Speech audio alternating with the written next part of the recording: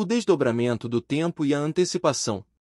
Jean-Pierre Garnier Mallet, TEDx em Manresa, 2014.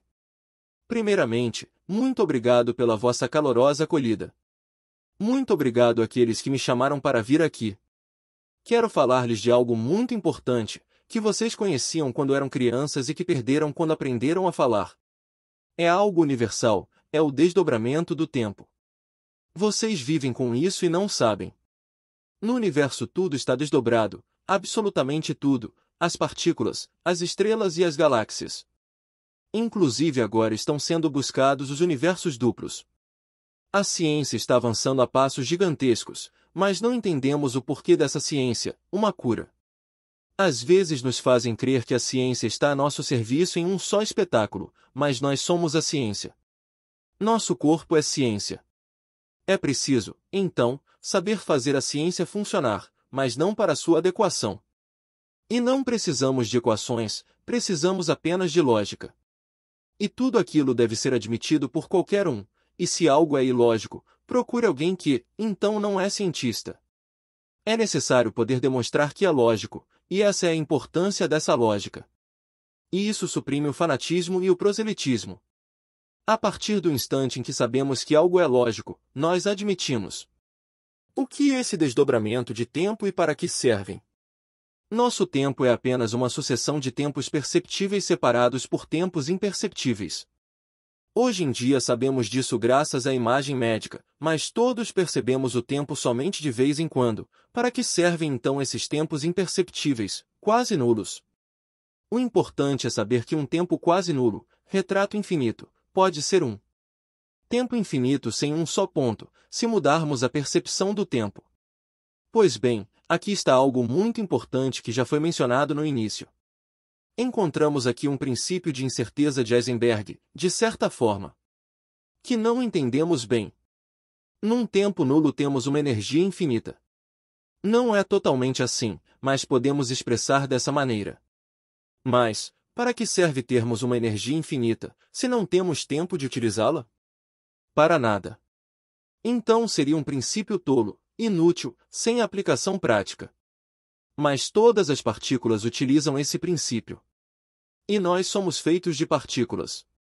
Ou seja, um conjunto de partículas tolas só pode dar em uma tolice. Mas há algo que não se encaixa em tudo isso, algo sério e essencial. Entretanto, se eu sou capaz de mudar a percepção do tempo, num tempo que eu não conheço, sou capaz de realizar muitíssimas coisas, muitíssimas experiências. E quando volto ao meu tempo, como não percebo o tempo durante o qual estive fazendo essas coisas, tudo isso muda a minha memória. E eu não tenho consciência da mudança da minha memória. Mas todo o meu corpo tem consciência disso. Resultado, eu posso me equilibrar em apenas um segundo. Ou desequilibrar-me em um segundo, mas o desequilíbrio nós conhecemos, pois a nossa vida é uma sucessão de desequilíbrios ligados a lapsos de conforto e a ausência de controle desses tempos imperceptíveis. E se eu posso controlar esses tempos, tenho o equilíbrio à mão, tenho o equilíbrio permanentemente. Depois, no entanto, isso não vai bem, porque sabeis perfeitamente que a vida é uma doença mortal. Ou seja, o desequilíbrio é para todo mundo. Justamente, então, há outras coisas que devemos conhecer, e é que existe um ciclo de desdobramento dos tempos, que, na observação, corresponde ao ciclo da precessão dos equinócios, e graças às explosões solares, eu pude determinar que vivemos o final desse ciclo de desdobramento. E que, a partir de uma explosão solar que teve em 13 de março de 1989, que transtornou totalmente todo o planeta, temos atualmente acesso a todos os potenciais possíveis. O que significa esses potenciais? Todos vocês já ouviram falar dos estados potenciais das partículas. Uma partícula é uma sucessão de estados potenciais, que chamamos de estados quânticos. E de fato, ela atualiza estados quânticos a cada instante para sua evolução. Pois bem, para nós é a mesma coisa, podemos fabricar estados potenciais. De que maneira? Em tempos imperceptíveis, por pensamentos que são igualmente imperceptíveis, cumprindo outra função que podemos chamar de estado inconsciente. Mas, de fato, sempre somos conscientes em outro tempo de um fenômeno físico que provavelmente conheceis, o qual talvez já tenhais ouvido falar, são os buracos negros. No universo existem buracos negros que possuem esta curiosa propriedade. Quando uma partícula cai em um buraco negro, ela desaparece em 10 elevado a menos 18 segundos. Mas se eu sou observador dentro do buraco negro, sei que uma partícula demora muitíssimo para chegar até o interior. Como é possível que, do exterior, num nada de nada, sem tempo sequer para cronometrar a partícula desapareça, e antes de aparecer dentro do buraco negro, necessita de muitíssimo tempo? Veja que há algo que não se encaixa. Isso nos lembra também o famoso paradoxo dos gêmeos, de Langevin, da qual certamente já ouvistes falar. Em 1922, escreveu-se sobre isso, o dizia este senhor Langevin. Peguem dois gêmeos idênticos. Um deles parte em um foguete a uma velocidade próxima à velocidade da luz. Ele viaja durante um ano e, quando retorna, seu irmão gêmeo envelheceu 10 ou 15 vezes mais rápido do que ele. Isso acontece simplesmente devido a essa aceleração fulminante, que lhe permitiu partir a uma velocidade próxima à velocidade da luz. Mas para que servem essas coisas? Para que servem? Para nada. É uma lei que não serve para nada. O princípio de Heisenberg que não serva para nada. Mas também nos disseram que o pensamento não é energia. E percebam, se o pensamento fosse energia, pela lei Einstein é igual a mc sobrescrito 2. Ou seja, se eu tenho uma perda de energia ao pensar, automaticamente eu teria uma perda de massa. Que bom regime de emagrecimento, não? E, como nos dizem que isso não é um regime de emagrecimento, concluem que o pensamento não é energia. Ou seja, quando eu olho para alguém, teoricamente não acontece nada. Mas nós sabemos que não é assim. Quando olho para um bebê sorridente, me dizem: veja, não acontece nada. Mas eu sei perfeitamente que, quando olho para alguém, algo acontece. E todo mundo pode dizer o mesmo. Sobretudo com as crianças. Por exemplo, quando uma criança mente sobre o que aconteceu, ela não consegue olhar nos olhos da sua mãe. Não pode olhar. Por quê? Se o pensamento é energia, isso pode ser explicado. Se não há energia, não há explicação. É muito simples. No instante em que penso em um tempo que não existe, fabrico a consequência do meu pensamento. Eu extraio disso uma conclusão, e essa conclusão me retorna como uma energia que equilibra a energia perdida. Ou seja, em um tempo nulo, imperceptível, eu penso em algo, envio esse pensamento e recebo a consequência desse meu pensamento. O resultado é o equilíbrio de energia, aparente. Mas à força de buscar pensamentos que não são feitos para mim, eu recebo respostas que meu corpo não aceita ou aceita rápido demais. E assim desequilibro a energia do meu corpo. Não existe nenhuma doença, existem apenas desequilíbrios. A doença é um sinal de alarme, mude seu pensamento. O pensamento é energia. E também sabemos de outras coisas, existe um intercâmbio de energias entre as pessoas. Vemos isso a nível de partículas, a nível de estrelas. E nós, humanos, não estaríamos incluídos nisso? É curioso que toda essa ciência universal exista, e nós sejamos os únicos que não temos acesso a ela, nós, que somos capazes de compreendê-la. Porque todos aqueles que não entendem nada, os animais, os macacos, os gatos, eles a utilizam naturalmente, sem nenhum problema. Mas, no instante em que nos tornamos inteligentes, acabou. Passamos a buscar o que é ilógico, e o ilógico é totalmente lógico. E depois dizemos, quando me sinto bem. O mais importante é a lógica, a verdadeira lei, a única. Deve ser lógica para todos. Se alguém levanta a mão e diz, não, para mim isso não é lógico, então nesse caso ou você pode explicar a lógica que existe, e ele pode aceitá-la, e então está dentro da lei. Mas, se não pode explicar a lógica, se a pessoa não entende essa lógica, não está dentro da lei universal, não é universal.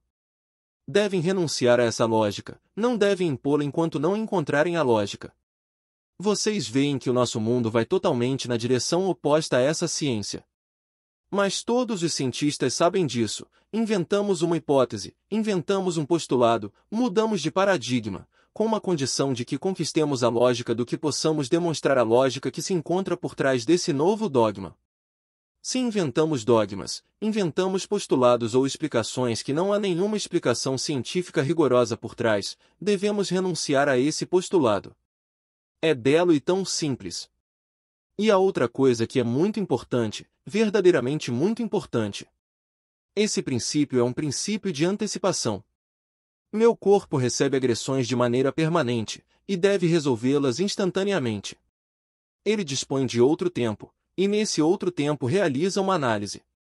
Esse princípio de análise e síntese é o que me permite resistir e sobreviver. O desdobramento dos tempos permite explicar algo aparentemente inexplicável, que parecia inexplicável, é a intuição. A intuição, a premonição e o instinto. Evidentemente, não nos atrevemos a falar disso cientificamente. Inventamos palavras grandes, complicadas. Chamamos isso de antecipação, previsão, prospecção, visão do futuro. Mas como isso já se aproxima demais da intuição, inventaram uma palavra fantástica, hiperincursão. Como ninguém entende o que significa essa palavra, é admitida por todos. No entanto, a intuição sempre serviu ao ser humano. O mais importante é que o nosso corpo é obrigado a antecipar a cada instante, e nós devemos conduzir nosso corpo em algo que ele reclama. Depois que as leis científicas foram feitas para a tecnologia, buscamos imediatamente a aplicação. Mas como a aplicação da tecnologia tem a ver diretamente conosco? Não precisamos mais de hierarquias que nos imponham coisas. Eu tenho a solução dentro de mim. Eu não devo impor aos demais. Isso muda muitas coisas. Não devo impor aos outros, porque mesmo que exista um teorema científico fantástico, eu não posso aplicá-lo em todos os lugares. Esse teorema é muito importante. No instante em que penso, em outro tempo fabrico um potencial. Por exemplo, penso em matar minha sogra. Evidentemente, não vou fazer isso, primeiramente porque ela já faleceu. Se eu penso em matar alguém, eu sei perfeitamente que não vou realizar. Por um momento de raiva, surge esse pensamento: o assassinato está criado em outra realidade. E como vivemos o final do ciclo de desdobramento dos tempos, esse potencial está acessível a qualquer um. Um terrorista pega esse potencial e, então, mata a sogra de alguém. E como ele é mau, não é? Ele não é culpado, o culpado sou eu. Isso é o que não sabemos. Cuidado, pois se você quer viver bem, há um teorema muito importante que conclui, inclusive, uma conclusão: pense em fazer ao seu irmão o que você gostaria que seu irmão pensasse em fazer a você. Houve um primeiro cientista que disse isso 6 séculos antes de Jesus Cristo, outro que disse na época de Jesus e outro na época de Maomé. 3 cientistas de épocas diferentes. E, me atrevo a dizer, todos disseram o mesmo, de maneiras diversas, mas sempre com a mesma essência: controle seu pensamento. Nunca pense em fazer ao próximo o que não gostaria que o próximo pensasse em fazer a você. Por quê? Porque, caso contrário, alguém vai viver as consequências do seu pensamento. Mas aquilo que você deseja, todo mundo pode ver. E como essa regra científica foi alterada? Não faça ao próximo o que não quer que façam a você, mas pense o que quiser. Pois vejam até onde isso chega. O mundo é possuído por esses pensamentos devido à falta de controle mental. Eu tenho tentando explicar que trata-se de uma energia. Essa energia gera outra energia em um tempo imperceptível. Essa energia está à altura da energia que você envia. Se pensa em prejudicar alguém, você fabrica algo que pode destruí-lo. O seu DNA, relacionado ao movimento do desdobramento, toma a informação da energia destrutiva, absorve, depois, busca causas externas no mundo. Porém, na verdade, as causas estão nos seus próprios pensamentos. Portanto, mude seu pensamento. Um terapeuta diria: tudo aquilo que eu faço por você não serve para todos, mas se você não mudar seus pensamentos, nada do que faço por você não serve para nada. Isso é o que os médicos gregos diziam antes de Cristo. Isso permitia ter intuição diagnóstica, que hoje chamamos de diagnóstico. Os médicos abandonaram o diagnóstico para confiar em máquinas intuitivas e em ressonância magnética, scanners. Onde está a intuição? O controle do pensamento é muito importante. Não tenho tempo para mostrar o rigor científico por trás disso, mas é enorme. É aceito, evidentemente, por poucos cientistas. Porque não são suficientemente conhecidos por grandes cientistas que não se atrevem a falar sobre isso. Mas isso não vai levar tempo, porque as barreiras estão caindo, e estamos avançando a grandes passos. Vocês vão ver muito rapidamente que a ciência muda de rumo com vitalidade e disfunção, e que somos obrigados a ir ao essencial. A tecnologia existe apenas para fazer o povo avançar em direção a um objetivo que não é um objetivo em si. Nós somos a ciência, e todos nós temos dentro de nós a possibilidade de superar nossos problemas. Isso é muito simples. É por isso que, junto com minha esposa, pegamos o bastão de peregrino, para dizer a todos: cuidado, vocês são responsáveis pelos seus problemas. E não devem buscar a culpa em outro lugar. Quando algo acontece, vocês são a causa, e nunca é o exterior. Vou terminar dando um exemplo. Eu me encontro em Atenas, realizando uma formação lá, sábado e domingo de manhã. As pessoas me dizem no sábado: amanhã não podemos chegar lá. Eu respondo: por quê? Eles dizem que haverá uma manifestação importante em Atenas, o transporte público não funcionará, haverá manifestações por todos os bairros, ou seja, seria melhor ficarmos mais tempo no sábado porque não poderemos chegar lá no domingo. E eu digo: estamos falando de coisas importantes e não falaremos agora de bobagens, é muito mais importante que vocês estejam aqui amanhã. Ou seja, não haverá manifestações amanhã. Vejo o ceticismo nos olhos das pessoas. E não houve manifestação em Atenas naquele dia, e todos estavam presentes na formação. Temos dentro de nós forças tão grandes que nenhuma bobagem pode nos parar. O que precisamos entender é que, se vocês têm um problema e sabem utilizar o desdobramento do tempo, podem resolvê-lo enquanto dormem. Porque este sono paradoxal da noite é o tempo de inconsciência mais elementar que nos permite sobreviver. Estou muito feliz que atualmente existem experimentos que provam que o que digo é verdade. Saber dormir. Nenhum problema resiste a um bom sono, com a condição, claro, de saber controlar nosso sonho. Se necessário, é preciso saber controlar todos os tempos de inconsciência. Como existem tantos tempos imperceptíveis quanto perceptíveis, isso consiste em controlar nossos pensamentos todo o tempo de inconsciência possível. E como isso não é totalmente possível, sempre teremos problemas, mas saibam que vocês são os únicos responsáveis por eles. E nunca busquem fora de vocês a causa do seu desequilíbrio.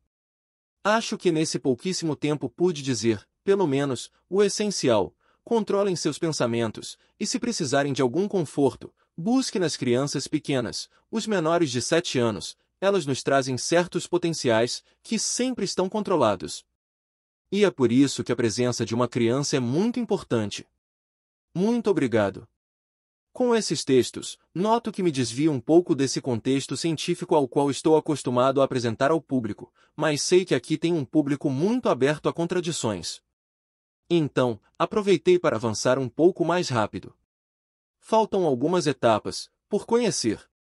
Mas o mais importante é que saibam que os seus pensamentos ao final do ciclo de desdobramento modificam instantaneamente a sua própria memória, a memória de todas as suas células.